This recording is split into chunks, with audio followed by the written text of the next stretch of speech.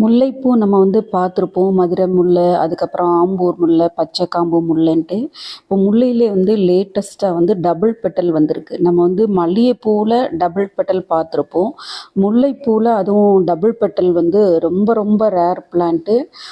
இப்போ தான் ஃபஸ்ட் டைமாக நானும் பார்த்தேன். இப்போ ரீசெண்டாக தான் வந்து ஒரு யூடியூபர் மூலமாக தான் இந்த செடி வாங்கினேன்.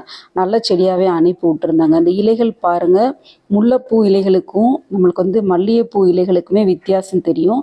அதே சமயம் அந்த மொட்டு வர்ற இடத்த வச்சே கண்டுபிடிச்சிடலாம் முல்லையா மல்லியா அப்படின்ட்டு. மல்லி வர்ற இடத்துல அந்த காம்பு இதழ்கள் வேற மாதிரி இருக்கும். இந்த முல்லைக்கு வந்து வித்தியாசமாக இருக்கும் அந்த மொட்டு வர்ற இடம். இலைகள் பார்த்திங்களா, அதே முல்லை இலைகள் தான்.